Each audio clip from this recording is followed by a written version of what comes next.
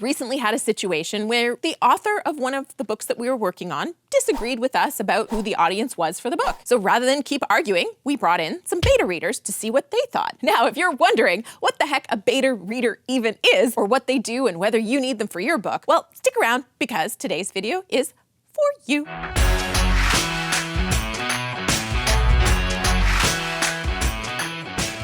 Hey, I'm Julie the Book Broad, an award-winning author and the founder of a fantastic company called Book Launchers. We're your fabulous professional self-publishing team helping you write, publish, and sell nonfiction books that will grow your business and make you money. One of the superpowers of our company is how much we care about our authors' books. I've been very fortunate to attract people who are not happy until a book is as good as it possibly can be. Most of the time, my team can come together to find solutions to the challenge a book faces, or together with the client, they find a way to tackle an issue that's preventing a book from being its best. But every once in a while, we know the book is missing the mark and just needs more input or a fresh perspective. And that's when we call in the beta readers. So what is a beta reader? Usually it's an unpaid, non-professional person who will read your book and give you some input, a critique, if you will, prior to your book being published. People are brought in as beta readers at different phases of the book process. You might bring them in at first draft or in mid-edit or maybe in pre-publication. Each phase would have a different objective for bringing in beta readers. First draft is more of a proof of concept. So you're asking your beta readers whether this message has hit the mark for the audience. You might say what can be done to address the flaws or maybe the weak areas of the book. Mid-edit is probably for more eyes to catch smaller issues with the book around how things are explained or whether they keep the audience engaged from story to story and concept to concept. Final draft, well, the beta readers at that point would be an extra set of eyes to catch any errors before it goes to print and probably boost the confidence of the author that it's good enough to publish now. Some recommend only working with other writers, while others suggest your beta readers would be selected from your target audience. I kind of think it depends on what kind of feedback you're looking for and what your goal is in having beta readers. So if you're thinking of maybe getting beta readers, your first task is to figure out what is your goal in bringing on beta readers to your team. Spell it out. Do you want eagle eyes to catch final errors in your proof before you sign off on it to go to print? Or are you looking for the wisdom of a targeted audience to find where your book may be dull or confusing? Write that down so you're clear. And me, I write it down in the form of questions for the beta reader so it's instructions and I can be sure we're getting the input that we need from the book. Because if you just ask somebody to read the book and give input, you're gonna get information all over the map and it might not actually be useful. So when I was looking for beta readers for one of our clients, this is what I wrote. Specifically, I said, it's not gone through any edits yet, so it's still raw. We're looking for a few readers to read some of it, scan the rest, and really give us a feeling for, 1, what do you think the book is about? 2, who do you think is the most likely audience for the book? 3, what do you like about the book? 4, if you could change something about the book, what would you change? We're not looking for editing of any kind and do not expect anyone to read the entire book because it's long and we really need your input in the next 10 to 14 days. So I was super clear and that is what I shared with each beta reader. Now, you need to think about who is going to be the best and most likely to help out and do it within your timeline. Because heads up, a lot of people are going to say they're going to do this and a lot of people are also not going to get it done.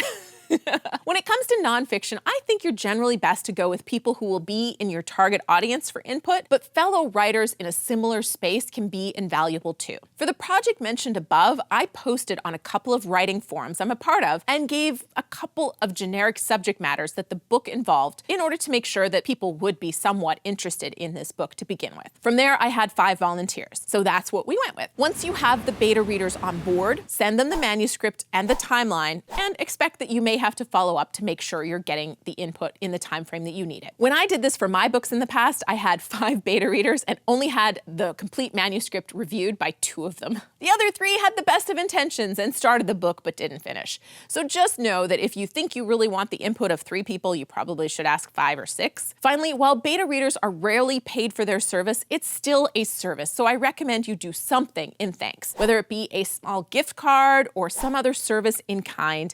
If they provide you with decent input, that took time and effort and deserves a thank you. At the very least, send them a nice thank you note and a copy of your book when it comes out. Now, the reasons I actually don't recommend beta readers most of the time is beta readers have the best of intentions, but the best of intentions doesn't always translate into clear, actionable advice that will improve your book. Sometimes it can confuse it and make you doubt yourself or your book when you shouldn't. Also, beta readers slow down your book process. I was demanding in asking that these beta readers turn it around in 10 days, but I also wasn't asking them to read the whole manuscript or go over it with a fine-tooth comb. I was looking for high-level general input. And finally, beta readers can also give you overconfidence in your book. I've seen this way too many times. Too many people have friends read their book and then they believe them when they tell them how amazing it is. I know, because so many authors bring us manuscripts that they say they've had glowing feedback from early readers, and we read it and wonder who the heck was telling them. Such falsehoods. Strangers will be more honest most of the time. When I bring on beta readers for our clients, they don't meet each other, they don't know each other, so there'll be more honesty. Now I'm curious, have you used beta readers for your book? How did it work out for you? Please share in the comments below. And when you comment the day a video is released, you'll be entered to win some sweet Book Launchers swag. We have a very popular #NoBoringBooks mug. I've been told coffee tastes better in it. And you also will have a shot at becoming one of my YouTube besties like Saluto Uba, Self-Publishing with Dale, Miss Amber, Brian K. Morris. Big virtual hugs to you for your likes, shares, and comments. All right, so up next, I highly recommend you watch this fantastic video on hiring great editors, because beta readers are not a replacement for a brilliant editor. But if that's not your jam or you watched that one already, this fabulous little writing tip right here is also a good one for you to watch. Guaranteed enjoyment and education or your money back. It's free to watch, get it? All right, see you at the other video.